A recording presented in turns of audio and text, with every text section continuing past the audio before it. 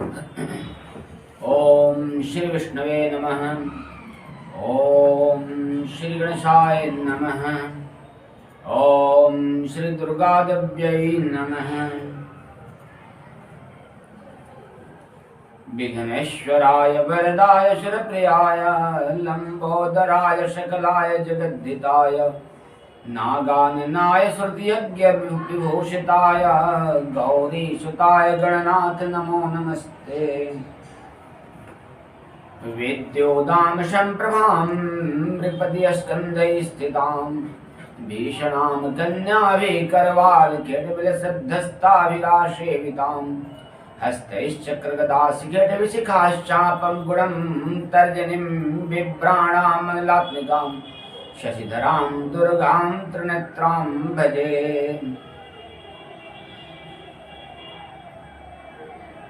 सनातन धर्मावलंबी सनातन धर्मानुरागी भक्तगण सज्जन वृंद, सर्वप्रथम आप सबों को हिंदू नववर्ष की हार्दिक शुभकामनाएं।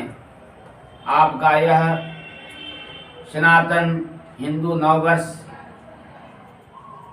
शुभ एवं मंगलमय हो, यह भगवती माता रानी से प्रार्थना है मेरी। यह हिंदू नववर्ष 2 अप्रैल 2022 शनिवार से प्रारंभ हो चुका है और साथ ही नवरात्रि भी, चैत्र की नवरात्रि जिसे वासंतिक नवरात्रि भी कहते हैं, प्रारंभ हो गई है।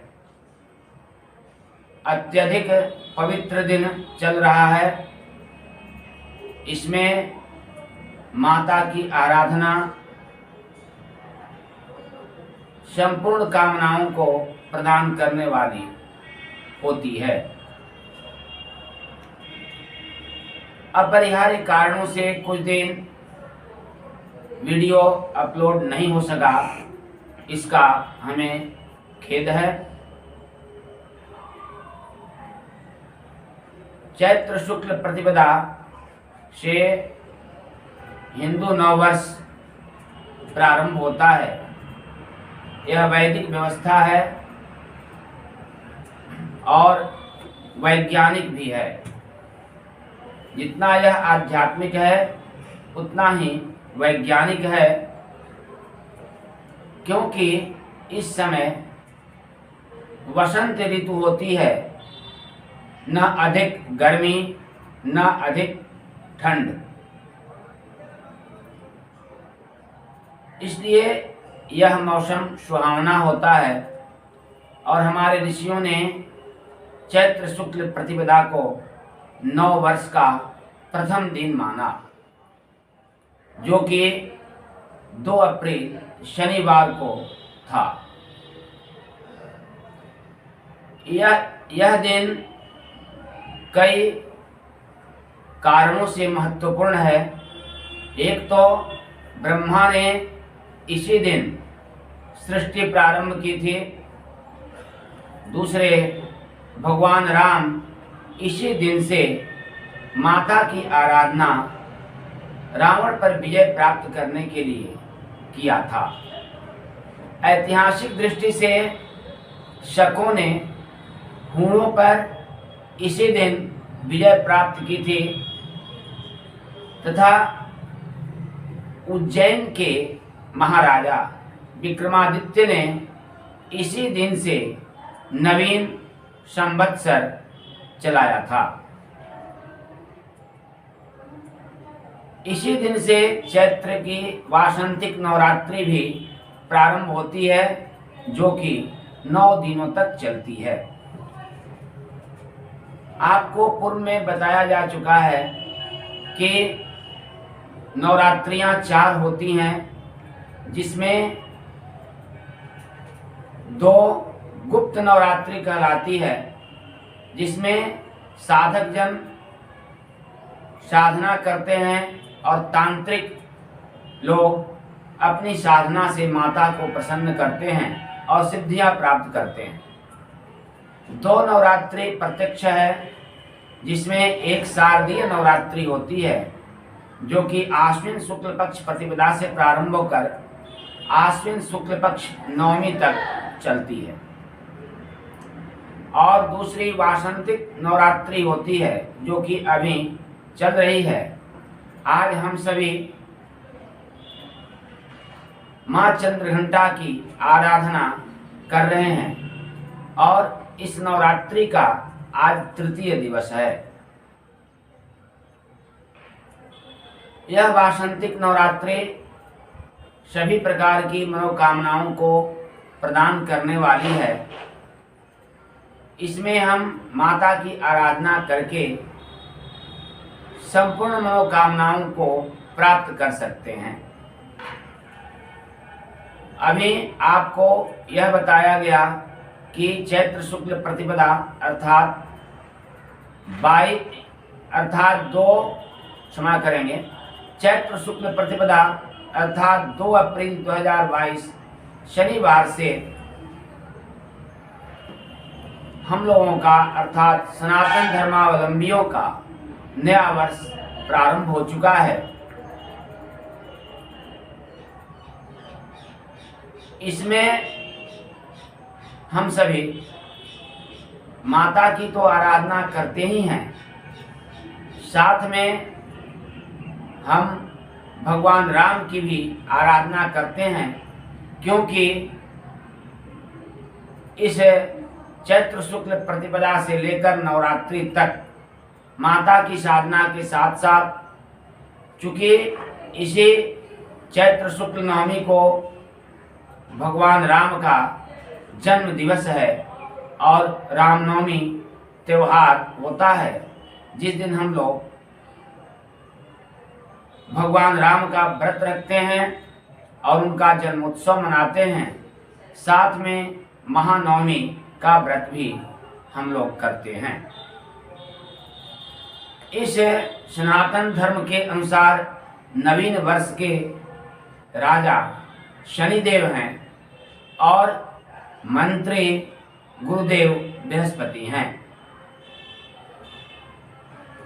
इस वर्ष के विषय में इन दोनों को देखते हुए यह कहा जा सकता है कि राजा तो न्यायप्रिय हैं और साथ में दंडाधिकारी भी हैं, परंतु उनके गुरुदेव बृहस्पति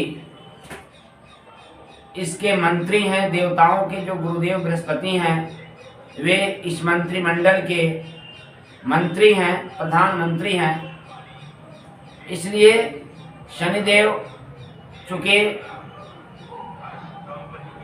न्यायप्रिय हैं और दंडाधिकारी भी हैं, तो वे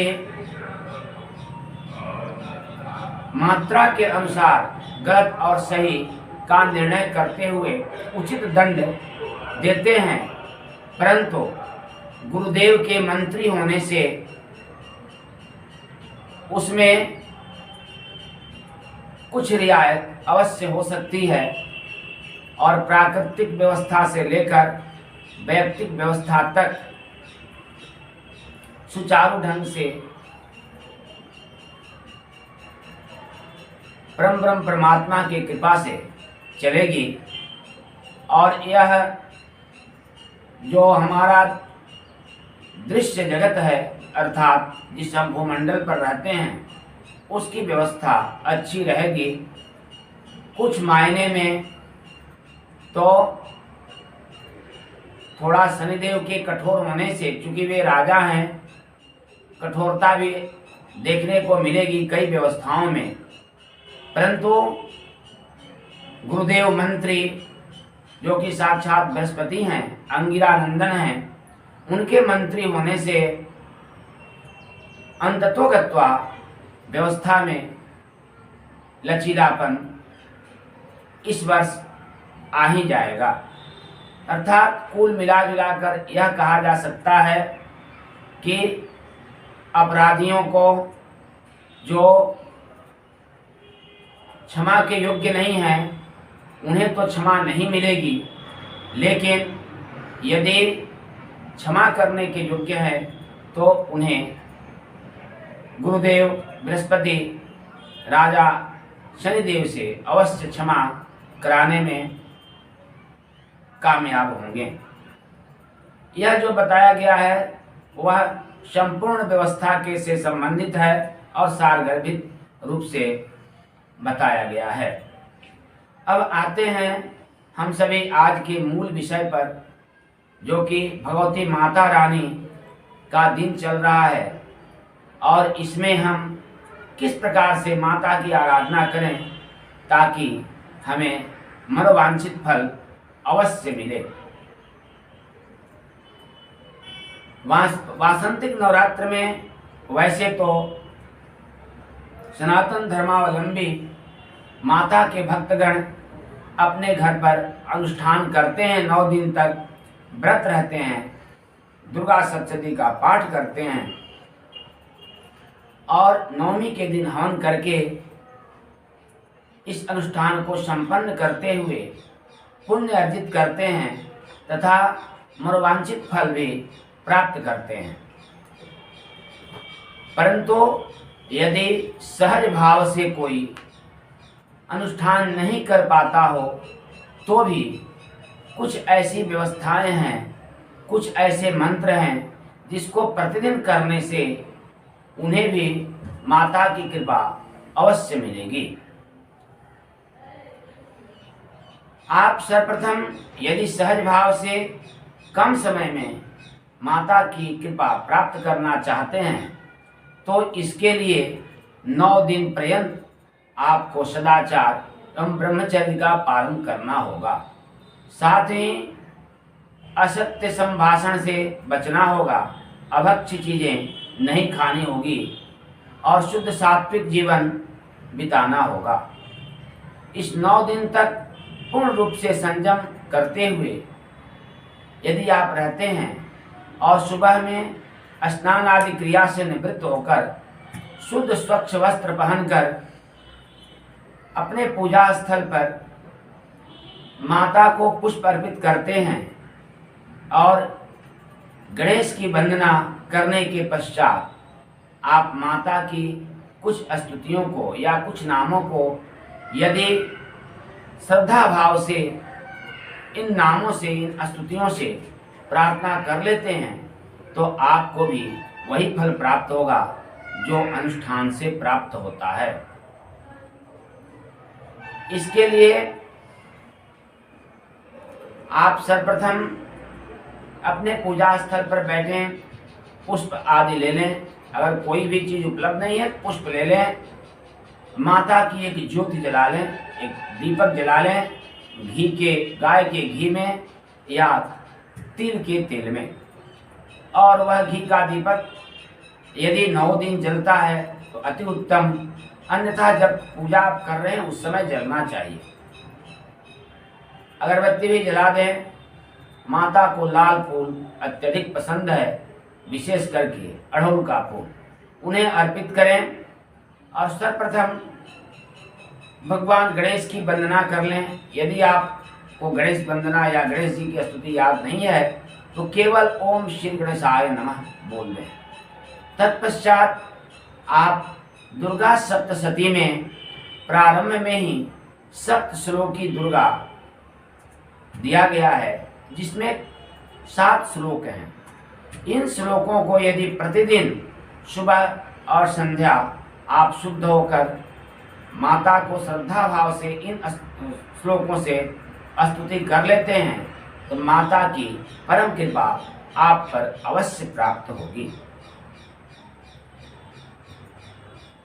वह स्तुति इस प्रकार है, आप इसे ध्यान से सुन लें। दुर्गा सप्तशती की पुस्तक यदि आपके पास है तो ठीक है, अन्यथा आप बाजार से दुर्गा सप्तशती की पुस्तक खरीद लें।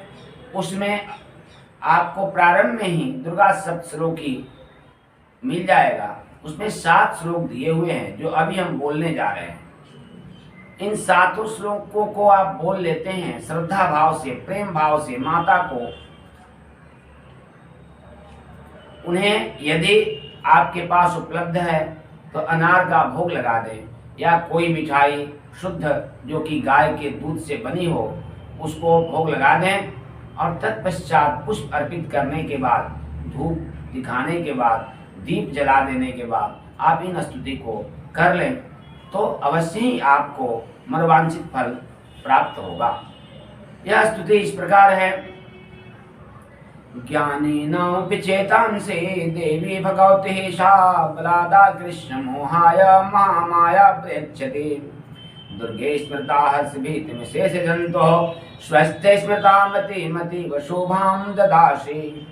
दारिद्र दुख भय हारिणी काकुदन्या सर्वोपकार कारणाय सदार्थ चित्ता। सर्वमंगल मांगल्ये शिवे सर्वार्थ साधिके शरण्ये त्र्यंबके गौरी नारायणी नमोस्तुते। शरणागत दीनार्थ परित्राण परायणे सर्वस्यार्ति हरे देवी नारायणी नमोस्तुते। सर्वस्वरूपे सर्वेशे सर्वशक्ति समन्विते भवस्त्राहिनो देवी दुर्गे देवी नमोस्तुते। रोगान् शेषान् पंचतुष्टा ददासि कामान् सकलान् विष्टान्। त्वमाश्रितानां न विपन्नराणां त्वमाश्रिताश्रितां प्रयान्ति। सर्वबाधा प्रशमनं त्रैलोक्यस्याखिलेश्वरी एवमेव त्वया कार्यम् अस्मद्भैरी विनाशनम्। ओम श्री दुर्गा देव्यै नमः। इस प्रकार इस स्तुति को यदि आप अपने घर के पूजा स्थल पर श्रद्धा भाव से माता के चरणों में अपना प्रेम समर्पित करते हुए करते हैं, या किसी भी दुर्गा मंदिर में, किसी भी शक्ति के मंदिर में जाकर आप उन्हें पुष्प अर्पित करके इस स्तुति को जैसे बताया गया है वैसे करते हैं तो आप पर माता की कृपा अवश्य होगी, इसमें संदेह नहीं है। इसलिए सभी श्रद्धालु, सनातन धर्मावलंबी, सनातन धर्मानुरागी भक्तजन, सज्जन वृंद से आग्रह है कि वे इस नवरात्रि का लाभ अवश्य प्राप्त करें और माता की आराधना श्रद्धा भाव से, प्रेम भाव से, सदाचरण करते हुए, ब्रह्मचर्य का पालन करते हुए अवश्य करें, जिससे आपके घर में मंगल शुभता आए और माता मंगल प्रदान करें, आप समूह की इच्छाएं पूर्ण करें और आपका जीवन, आपके परिवार का जीवन मंगलमय हो। आज के लिए बस इस संध्याकालीन सत्र में इतना ही। पुनः हम सभी मिलेंगे कल के प्रातःकालीन सत्र में। तब तक के लिए सभी सनातन धर्मावलंबी, सनातन धर्मानुरागी भक्तजन, सज्जन वृंद को कोटिशः प्रणाम।